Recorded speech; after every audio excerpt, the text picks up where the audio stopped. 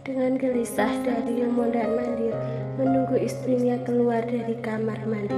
Berdoa dalam hati, Dario berharap hasil tes pack istrinya positif. Jika negatif, Dario sudah tidak punya harapan melanjutkan pernikahan ini. Mau tidak mau, Dario harus menepati janjinya untuk bercerai. Sungguh, Dario tidak ingin bercerai. Ya ampun, lama banget. Dario memutuskan untuk mendatangi istrinya ke kamar mandi. Sayang, sudah belum? Dario mengetuk pintu. Belum. Kamu kesulitan, mau aku bantu? Enggak, sebentar lagi. Dario kembali mondar-mandir di depan pintu kamar mandi. Begitu pintu terbuka, kakinya langsung mendekat. Bagaimana hasilnya? Tanya Dario dengan jantung berdebar. Savannah menunjukkan 3 tes pack yang menunjukkan 1 garis merah. Negatif, aku nggak hamil. Seketika bahu Dario melemas. Harapan yang terlalu tinggi membuat hati Dario sakit ketika kenyataan tak sesuai dengan harapan. Dario sudah sangat berharap hasilnya positif, tapi yang terjadi justru sebaliknya. Dengan tangan bergetar, Dario menerima 3 tes pack itu.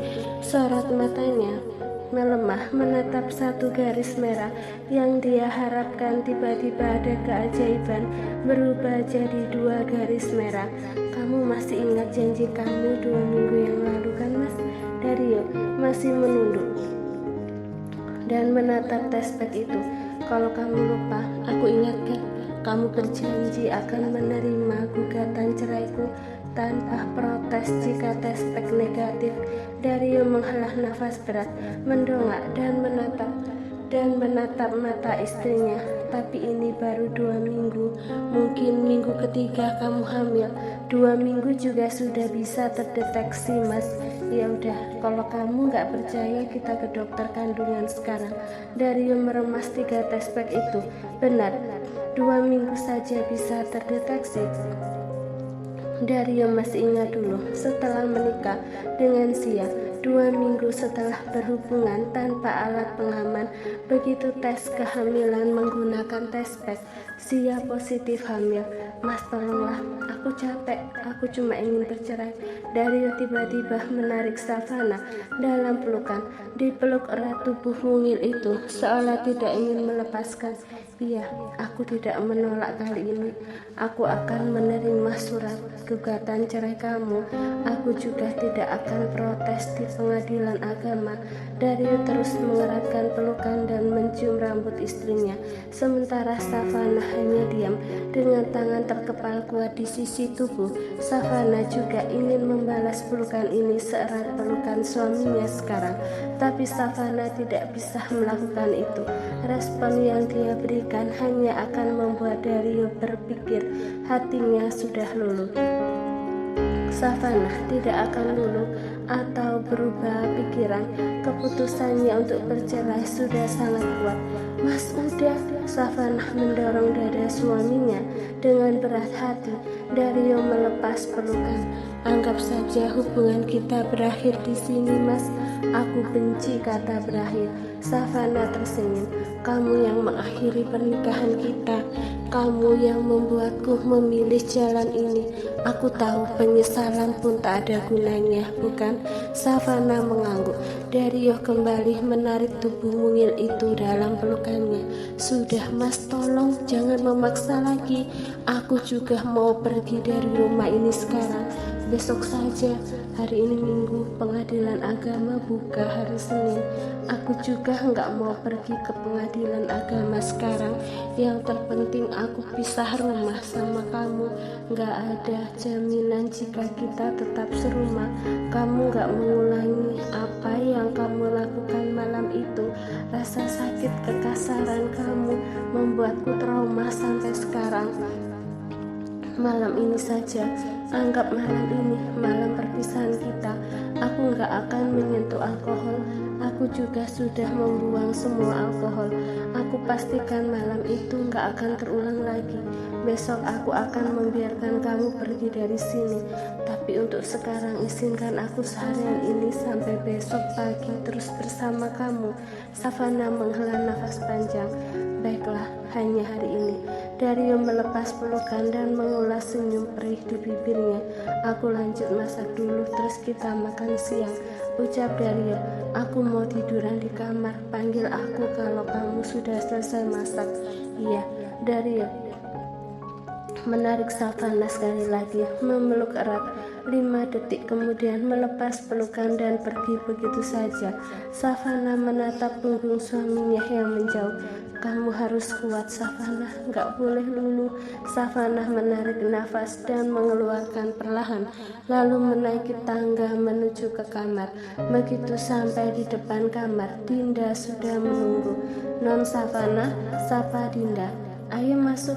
Savana menggenggam pergelangan tangan Dinda dan mengajaknya masuk ke dalam kamar. Begitu menutup pintu, Savana langsung menghela nafas lega. Ya ampun Non, aku takut banget ketahuan Tuan Dario. Lihat nih, tanganku sampai keringetan. Dinda menunjukkan telapak tangannya yang berkeringat. Iya, aku juga bersyukur Mas Dario gak curiga. Terima kasih ya bantuannya.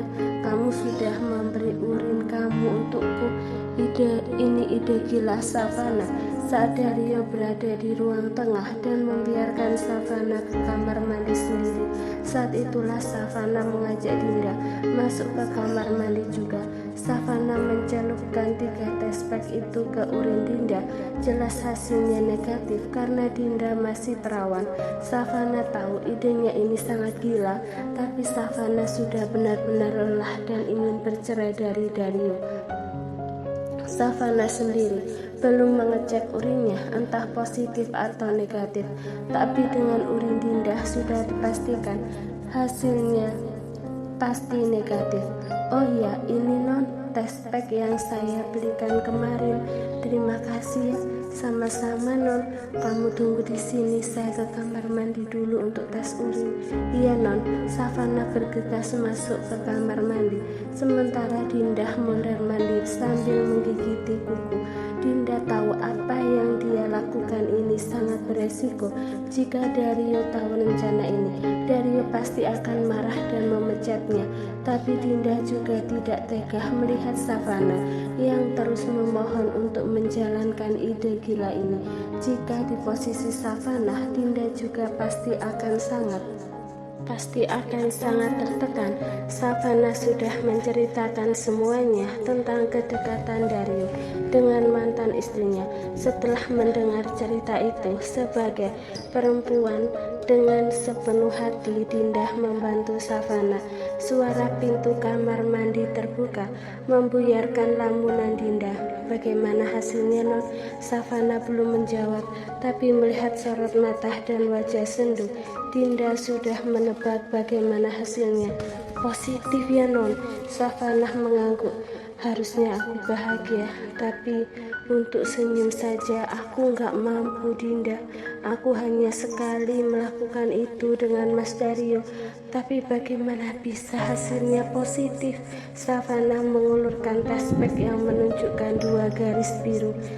Bisa saja Non, nggak ada yang nggak mungkin di dunia ini. Anggap saja ini takdir Tuhan.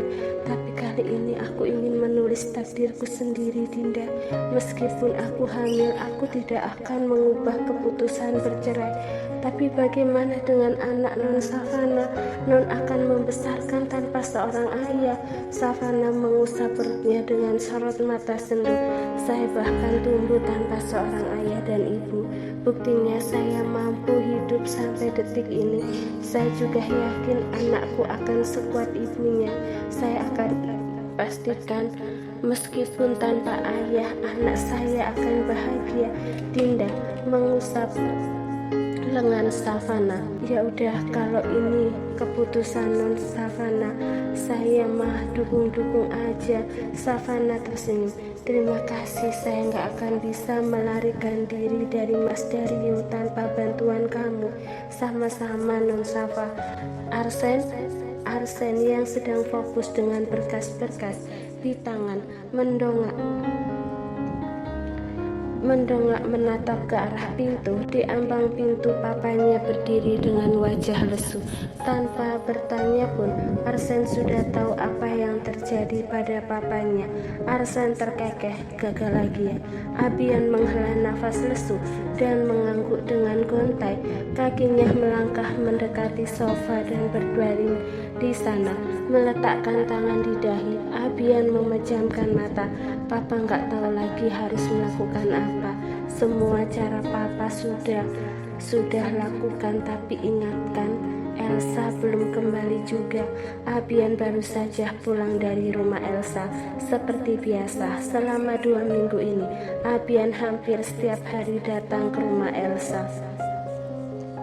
Abian melakukan berbagai cara untuk mengembalikan ingatan Elsa. Abian juga mengajak Elsa ke beberapa tempat yang pernah mereka datangi dan menjadi tempat favorit mereka. Abian juga mengajak Ayumah ke rumah tempat tinggal mereka dulu sebelum Abian pindah ke rumah baru bersama Margareta. Tapi hasilnya nihil. Ada 3 kemungkinan, Pak. Arsen berdiri, menghampiri papanya dan duduk di sofa single. Kemungkinan pertama, Tante Elsa memang bukan Mama Ayuma. Kemungkinan kedua, kecelakaan yang terjadi pada Tante Ayuma sangat parah dan kemungkinan ingatannya tidak akan kembali lagi. Kemungkinan ketiga, ingatan Tante Elsa sudah kembali, tapi Tante Elsa sengaja menyembunyikan dari Papa karena Papa sudah menikah lagi dengan Mama. Dari semua kemungkinan yang kamu katakan, Papa berpikir kemungkinan ketiga yang paling mungkin terjadi. Kalau memang itu alasan Ayuma tidak mau kembali pada Papa, Papa harus melakukan apa? Papa juga nggak mau menceraikan Mama. Ya sudah, kalau begitu nggak usah cari Mama Ayuma. Abian terdiam, masih dengan mata terpejam. Seandainya Papa disuruh memilih antara Mama Ayuma dan Mama Margareta, Papa pilih siapa? Tanya Arsen. Ayuma, jawab Abian langsung tanpa menjeda. Alasan Papa tidak bisa menceraikan Mama kamu karena Mama kamu sudah menemani Papa setelah Papa kehilangan Ayuma. Rasanya Papa sangat tidak tahu diri kalau tiba-tiba Papa menceraikan Mama kamu setelah kembalinya Ayuma. Arsen mengangguk-angguk. Dia mengerti alasan papanya kenapa masih mempertahankan Margareta, tapi apa papanya masih mau menerima Margareta jika papanya tahu kemungkinan yang menculik Ayuma adalah Margareta? Arsen belum bisa mencari tahu. Dugaannya itu, selama 2 minggu ini Arsen disibukkan dengan urusan mencari Savana dan urusan kantor.